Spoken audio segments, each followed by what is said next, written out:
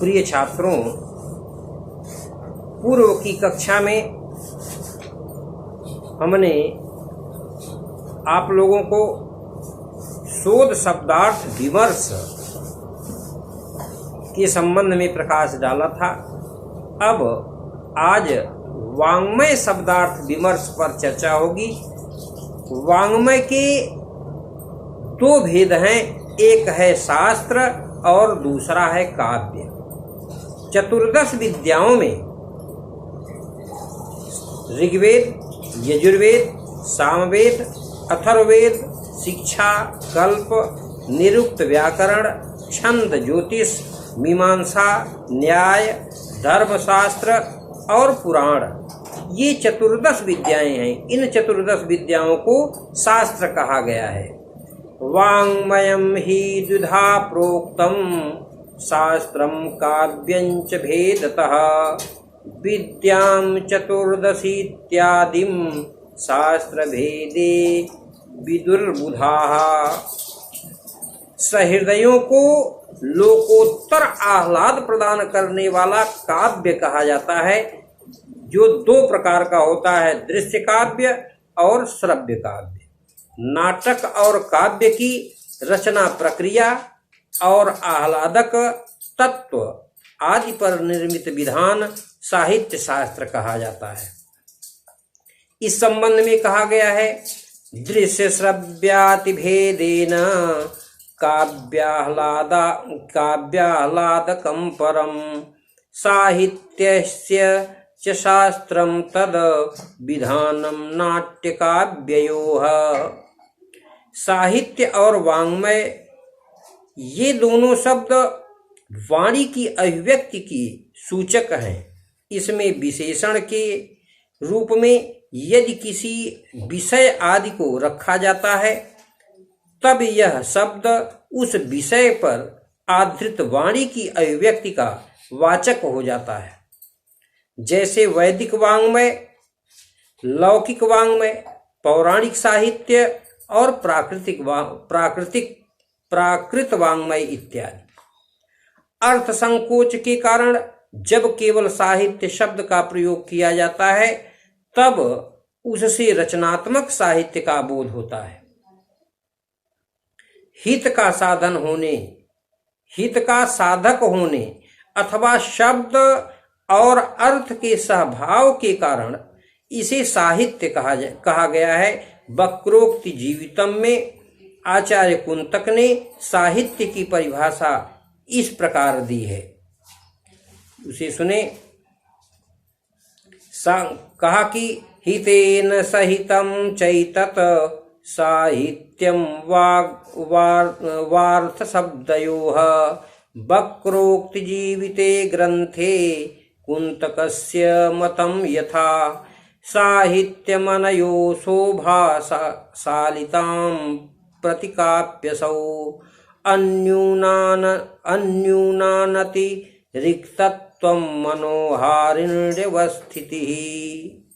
कहा कि सौंदर्य द्वारा प्रशंसा को प्राप्त करने के लिए इन दोनों यानी शब्द और अर्थ की अपकर्ष और उत्कर्ष से रहित रमणीय यह कोई अलौकिक अवस्थिति साहित्य है, जहाँ सुकुमारादि काव्य मार्गों के अनुरूप होने के कारण रमणीय माधुर्य आदि गुणों से अन्वित वक्रताओं के अतिशय से संयुक्त अलंकारों की विशेष चमत्कारपूर्ण ढंग से रचना की जाती है, और जहाँ दोनों की यथोचित स्पर्धा के कारण वृत्तियों की औचित्य से रमणीय रसों का सम्यक पोषण विद्यमान रहता है, ऐसी काव्य तत्वज्ञ सहृदयों को आनंदित करने वाली रमणीय स्थिति पद आदि वाणी के विलासों का सारभूत तत्व साहित्य कहा जाता है। साहित्य कहा कि राज्य से फिर उन्होंने आचार्य काव्य मीमांसा में लिखा, काव्य मीमांसा के 2 अध्याय में लिखा है कि राजशेखर ने साहित्य को शास्त्र की कोटि में रखा है। वे इसे पंचदश विद्या स्थान, पांचवी विद्या और सप्तम वेदांग कहते हैं। जैसे वैदिक शब्दों की व्युत्पत्ति का ज्ञान व्याकरण से होने के कारण उसे वेदांग कहा जाता है, उसी प्रकार वेदों में अवबोध के लिए साहित्य शास्त्र अंग के रूप में है, इसलिए इसे पंचदश विद्या का स्थान इन्होंने प्रदान किया है। इसके पश्चात प्रबंध शब्दार्थ विमर्श पर हम चर्चा करेंगे, जिसे देखें। वक्ता कहा कि विवक्षार्थमयः शब्दः पदं सुप्तिं प्रभेदतः तत्समूहोऽर्थ ताकांक्षा शक्तिमान वाक्यमुच्यते। वाक्यानां च समूहो य एकस्मिन् विषये अन्वितं दत्ते सुभग संयोगै सबंध काव्य शोधयोः। कहा कि वक्ता की इच्छा के अर्थ से युक्त शब्द पद कहा जाता है। पद के दो भेद हैं, सुबंत और तिगंत। आकांक्षा, योग्यता और सन्निधि से युक्त पदों का समुदाय वाक्य कहा जाता है। सुंदर संयोग के वर्णों का समुदाय जब एक विषय में अन्विति रखता है, तब वह काव्य या शोध का बंध कहा जाता है। नवीन अर्थों के उन्मेष से प्रकृष्ट वह बंध अपने नाम की अर्थवत्ता के अनुसार प्रबंध कहा जाता है। छिपे अर्थ को व्यक्त करने वाला, लघु आकार वाला और ललित भाषा में विन्यस्त निबंध कहा जाता है। इस प्रकार आप शोध बंध और निबंध में अंतर आपको मालूम हो गया होगा। कि कहा कि प्रकृष्टो नूतनोन्मेषैः प्रबन्धः स्यात् यथार्थतः निलीनार्थ समुन्मेषी निबंधो ललितो भवेत्। लोकोत्तर हृदात्लाहति काव्यबंधो विरच्यते। तथ्यान्वेषणोन्मेषी शोधबंधो विधीयते। लोकोत्तर आह्लाद से युक्त काव्य बंध की रचना की जाती है। तथ्यों की खोज का उन्मेष करने वाला शोधबंध लिखा जाता है। विशाल आकार वाला बंध प्रबंध कहा जाता है, जिसके प्रतिपाद्य का विन्यास समर्थ और श्रेष्ठ होता है। लघु प्रबंध विशाल आकार वाले प्रबंध के एक भाग की तरह होता है। चाहे लघु प्रबंध हो या खंड काव्य, भले वस्तु विन्यास की दृष्टि से आकार में छोटा हो, किंतु कथ्य की दृष्टि से वह पूर्ण होता है। प्रिय छात्रों, व्यापक दृष्टि के साथ लिखा जाने वाला आलेख कहा जाता है।